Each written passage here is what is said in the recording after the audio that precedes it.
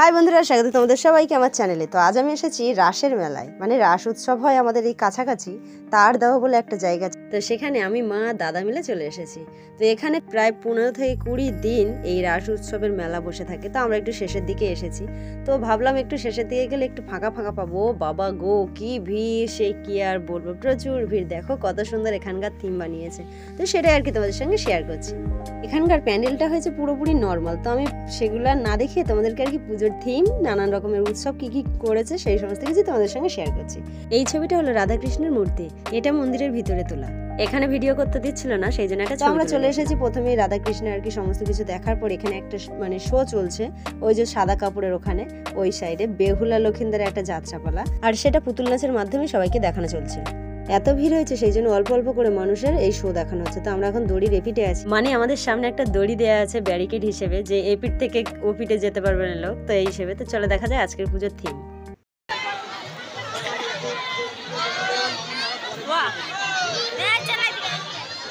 রং নাম্বারে ফোন করে বিয়ের প্রলোভন দেখিয়ে অথবা কাজ দেওয়ার নাম করে প্রতিটা দিল্লি পল্লীতে বিক্রি করছে, দালাল চক্রে পড়বেন না। ওয়াও, এত পড়ার সময় নেই, চলো দেখা যাক। বউয়ের সোনার গহনা নিয়ে জুয়া খেলছে, বউ জানতে পেরে ঝাঁটার বাড়ি মারছে। বাহ, কি সুন্দর লেখা রে,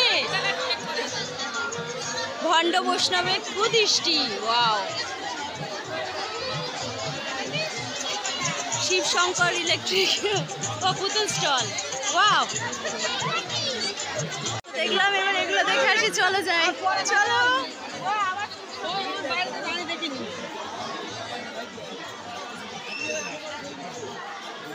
এটা খুলতে খুলতে আমাদের এটা হয়েছে।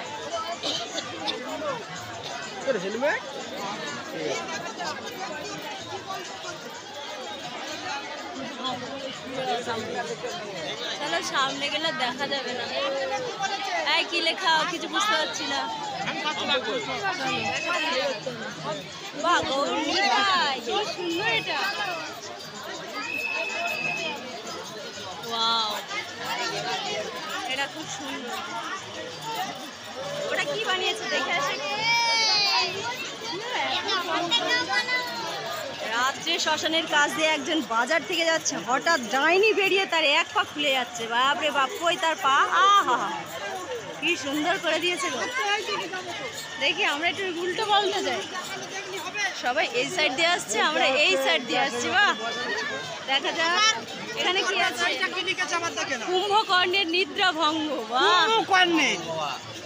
নিদ্রা ভঙ্গ, কুম্ভকর্ণের ভুঁড়িটা কম হয়ে গেল গো, এই দেখো আবার উঁচু হচ্ছে ভুঁড়ি।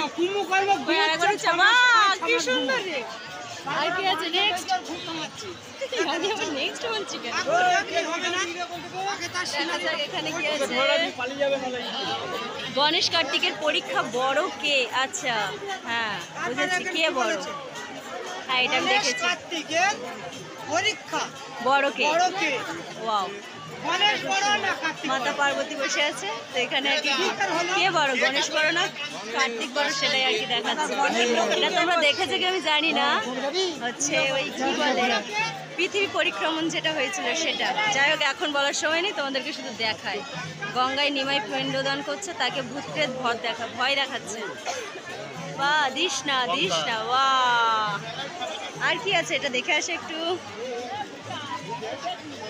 রামকৃষ্ণ ঠাকুর নিয়ে যাচ্ছে, মা শারদা শঙ্খ বাজাচ্ছে। বাহ, রামকৃষ্ণ ঠাকুর নিয়ে যাচ্ছে, মা শারদা সুন্দর।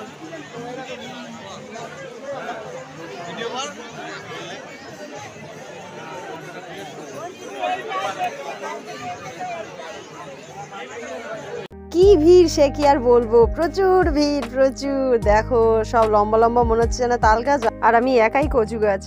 তো এখানকার গান, মানে যে শোটা আমরা দেখতে এসেছিলাম বেহুলা লক্ষিন্দারে, সেখানে নানা রকমের গান আছে এবং ভিডিও আছে। তো জানো তো ইউটিউবে দিলে সেগুলো কপিরাইট পড়ে যাবে, তো সেই জন্য আমি সমস্ত কিছু বন্ধ করে দিয়েছিলাম।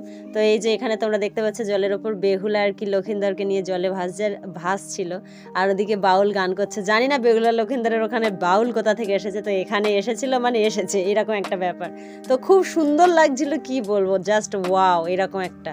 আর বাউলের নাচটা তো আমার পুরো যেন একেবারে মনে গেঁথে গিয়েছিল, এরকম একটা ব্যাপার। তা কি সুন্দর দেখে এদিক ওদিক করে করে নাচছে, পুরো পুতুল নাচের মাধ্যমে পরিবেশনটা মানে অসাধারণ করেছিল, খুব সুন্দর খুব সুন্দর। বাউলের মাথার ওপরের দিকে তাকিয়ে দেখো কত সুন্দর, যেন একেবারে স্বর্গরাজ্যে তুলে নিয়ে এসেছে। মানে নানান ধরনের দেবদেবীর ছবি এবং মা মনসারও ছবিটা দেখো কত সুন্দর।